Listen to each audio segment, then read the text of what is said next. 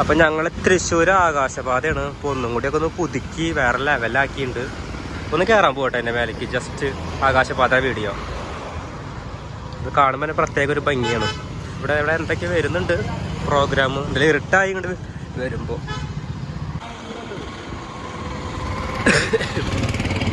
ഇതാണ് ആകാശപാത.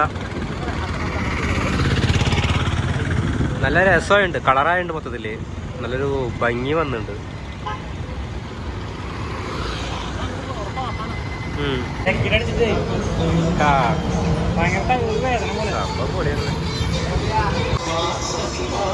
എന്തൊരു പ്രോഗ്രാം ഉണ്ടല്ലോ.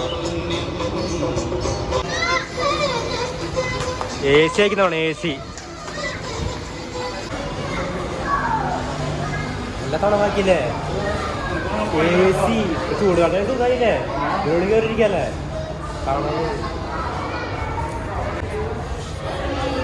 സംഭവം പൊളി തന്നെ കേട്ടോ. ഗ്ലാസ്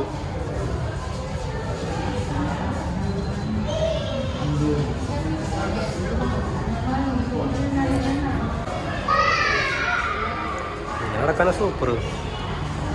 വണ്ടികളെ ലൈറ്റും വേറെ ലെവൽ തന്നെ.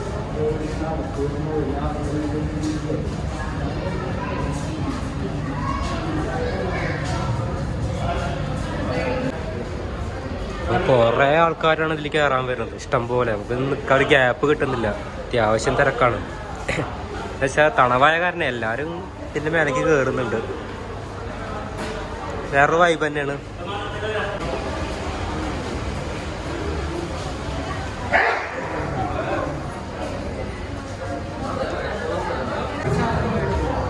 സ്റ്റാൻഡിൽ ഇറങ്ങാല്ലേ. ഷോപ്പേക്ക് പോണ്ടേ? യാ,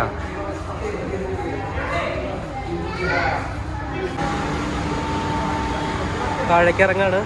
അപ്പോൾ ബസ് സ്റ്റാൻഡിലേക്ക് പോകാൻ എവിടേക്ക് പോകാൻ പിന്നെ റൗണ്ടിൽ ഏത് ഭാഗത്തേക്ക് ഇറങ്ങട്ടെങ്കിൽ ഭയങ്കര സൗകര്യമാണ്.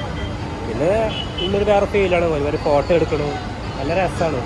സംഭവം ഒരുപാട് വിവാദങ്ങളൊക്കെ ഉണ്ട് ടൈമിൽ ഇതിനെപ്പറ്റി പറയുമ്പോൾ. ആർക്കും ഇഷ്ടമായിട്ടില്ല ഇതിങ്ങനെ വന്നത്. പക്ഷെ എൻ്റെ അഭിപ്രായത്തിലൊക്കെ വേറെ വൈബ് തന്നെയാണ്. ഇവിടേക്ക് തൃശ്ശൂർ കാണാൻ വന്നു കഴിഞ്ഞാൽ മേലെ കയറി ഒന്ന് ഫോട്ടോ എടുക്കുക, റിലാക്സ് ചെയ്യുക. ചൂടുകാലം തണവുണ്ട് മേലെ, വേറെ പോസിറ്റീവ് തന്നെയാണ് സംഭവം, വേറെ ലെവല്. അടിഭാഗത്തേക്ക് എത്തി.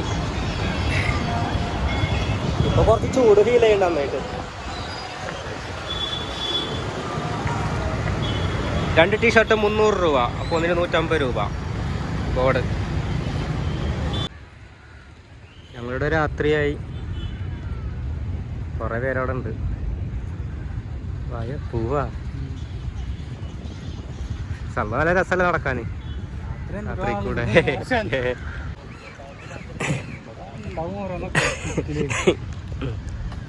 രാത്രിയിൽ ആൾക്കാർക്ക് വർത്തമാനം പറഞ്ഞ് ചെന്നിരിക്കാനും കളിക്കാനും ഇതുപോലൊരു സ്ഥലം കേരളത്തിൽ എവിടെയില്ല, ഇവിടെ മാത്രമേ ഉള്ളൂ. ഇതാണ് തൃശ്ശൂരിൻ്റെ ഒരു പ്രത്യേകത. എവിടെയുണ്ടോ? എവിടെയില്ല. നമ്മുടെ ചുറ്റുവട്ടത്ത് ഒഴിഞ്ഞ എവിടെയില്ല. പാലക്കാട് പിന്നെ മറ്റേ കോട്ടയാണ്, അവിടെ ഫീസ് ഉണ്ട് കയറണമെങ്കിൽ. റൗണ്ട് ആൾക്കാർക്കൊക്കെ ഫുൾ ആക്ടിവിറ്റീസ്, വേറൊരു വൈബാണ്.